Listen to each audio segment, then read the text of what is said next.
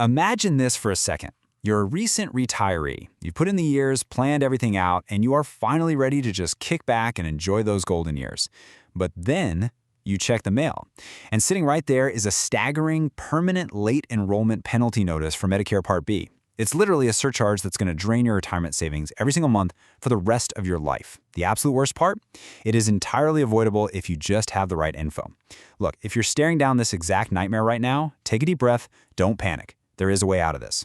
Welcome to this explainer. Today, we are laser focused on giving you some real, practical value. We're going to totally demystify these Medicare Part B penalties and give you a complete, actionable roadmap to successfully appeal them. So whether you are a complete beginner who's just turning 65, or you're already in the trenches fighting a penalty notice, we are going to cover exactly what you need to know to protect your hard-earned money. Let's get right into it. All right, here is our roadmap for today. First, understanding Medicare Part B. 2. Calculating the costly penalty. 3. Qualifying for an appeal.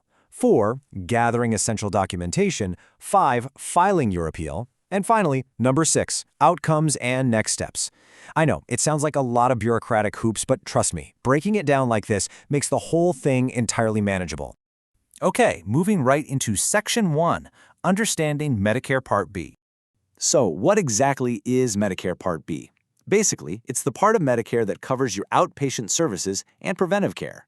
We're talking doctor's visits, cancer screenings, lab tests, the really critical day-to-day healthcare stuff. But here is the massive catch. Unlike normal insurance, where you can just sign up whenever you feel like it, Part B requires timely enrollment.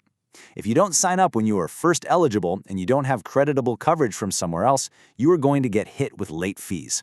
And these aren't just temporary fees, they usually last for the rest of your life. So that begs the question, when are you first eligible? Well, you get a standard 7-month initial enrollment period. This window opens up exactly 3 months before your 65th birthday. It includes the actual month you turn 65, and then it closes 3 months after your birthday month. Signing up early, like getting it done in those first 3 months before your birthday, is absolutely crucial. It ensures you don't have any weird gaps in coverage, and most importantly, it completely prevents those future penalties. Which brings us to Section 2, calculating the costly penalty. Let's look at exactly what happens if you miss that window.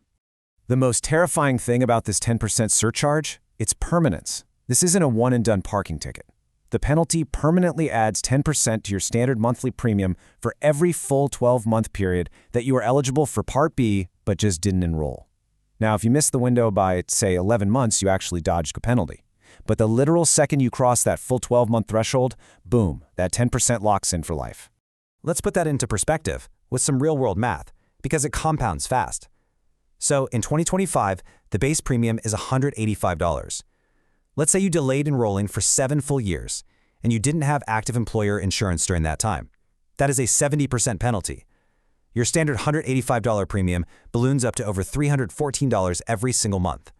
That is almost $130 extra a month, forever. Over a 20-year retirement, you are literally talking about tens of thousands of dollars just vanishing, all because of one missed deadline. Okay, so we know the danger. Let's pivot to Section 3, qualifying for an appeal. How do we actually fix this? Here's the harsh truth. The Social Security Administration doesn't care if you didn't know the rules. And they definitely won't waive penalties just because the fee causes financial hardship. You absolutely must have legally recognized grounds to win an appeal. The most common reason is being able to prove that you had continuous coverage under an active employer-sponsored group health plan. But watch out for the small employer trap. If your employer has fewer than 20 employees, Medicare is actually considered your primary payer, which means you cannot delay Part B without getting penalized. Another valid reason is called equitable relief. You can claim this if a government representative literally gave you incorrect information and you acted on it. Finally, if you lose your job-based insurance, that triggers what's called a special enrollment period, or SEP, which lets you sign up late without any penalty at all.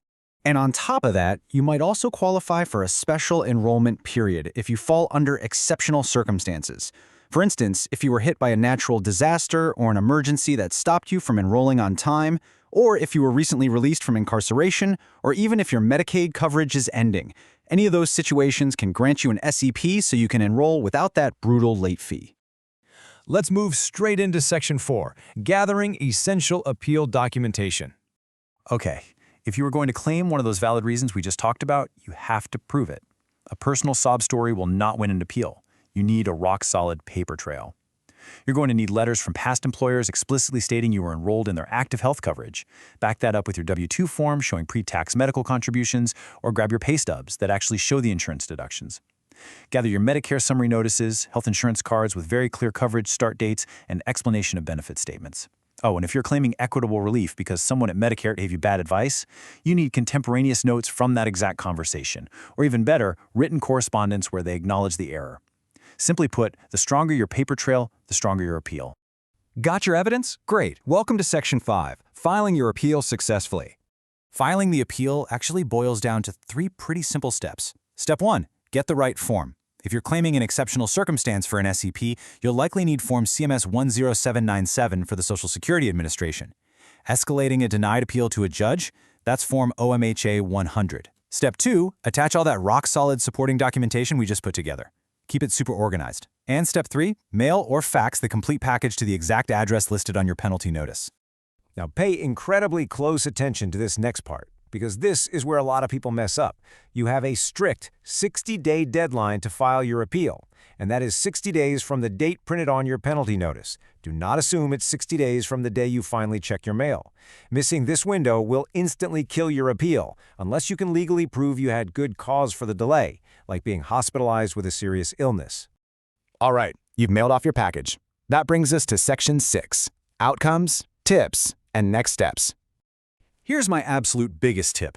Keep paying your penalty while you wait for a decision. Seriously, if you stop paying out a protest, you risk getting your health coverage totally suspended or canceled. The appeals process takes time, sometimes months, but if you win, the payoff is huge. A successful appeal means a complete, permanent waiver of that 10% surcharge.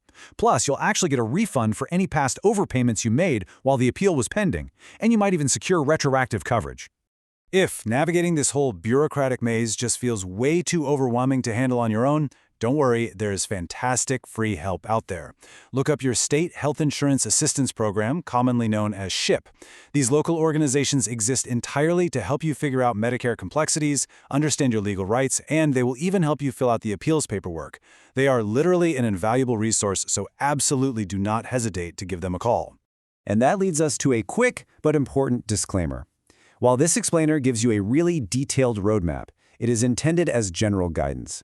Medicare rules are insanely intricate, and they change based on your individual circumstances.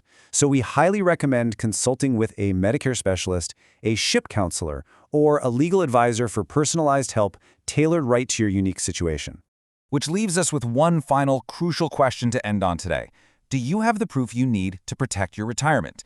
Think about it. If you were covered by an employer plan, do you have the actual letters and W-2s to prove it right now? Don't let a missing piece of paper cost you tens of thousands of dollars in your golden years. Go check your records, gather your documentation, and take action today to secure your financial future.